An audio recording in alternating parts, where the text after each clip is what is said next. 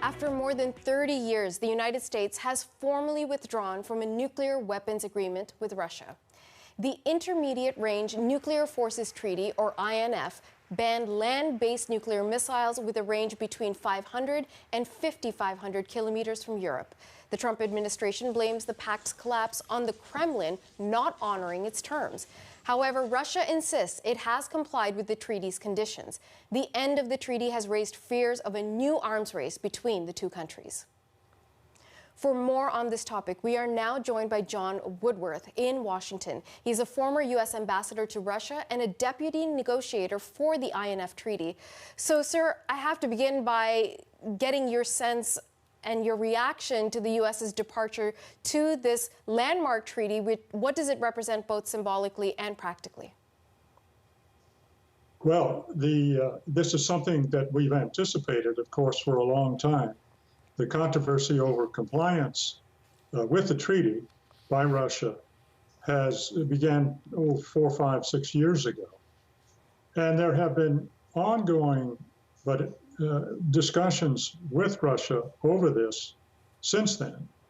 But never has there been a resolution to the problems we've identified. The U.S. believes that Russia was in violation of the treaty with the deployment of its cruise missile and testing of the cruise missile and its deployment. So, you know, what are the effects of this? One technical effect is that without the treaty now, both countries are free to deploy new nuclear weapons or non-nuclear weapons, for that matter.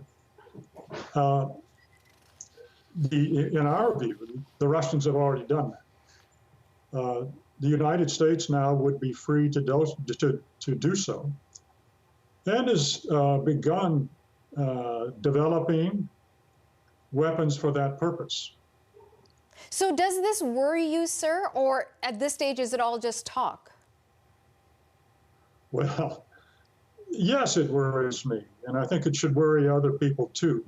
The difficulty is that with the end of the INF treaty, one important part of the boundaries on nuclear competition and rivalry and dangers, let me say, will have gone away. There are others. The New START agreement will come up for renewal in 2021. If that goes, then at that point, all of the agreements and treaties with Russia will be ended. And what you're left with is really a situation where there are no boundaries for these kinds of weapons. Why aren't more people worried about this? Because this doesn't seem to be necessarily a topic that lots of people are concerned about. If you compared it to the 1970s and 1980s, when people were very concerned about nuclear weapons and the proliferation, why do you think it's no longer such a big issue? You know, that's a good question, and I don't know exactly why. We do know that back in the 70s and 80s, and during the 80s when the INF negotiations were going on, there were thousands of people in the streets in Europe and even in America protesting against nuclear weapons. So it very much gripped much of the population at that time. We don't see that now. In part, I could say because of the INF Treaty, which for a long time removed dangers of nuclear war. I wouldn't say remove them, but certainly lessened them. And so people ceased thinking about them or being preoccupied about that to the degree they were back in the 70s and 80s at the height of the Cold War.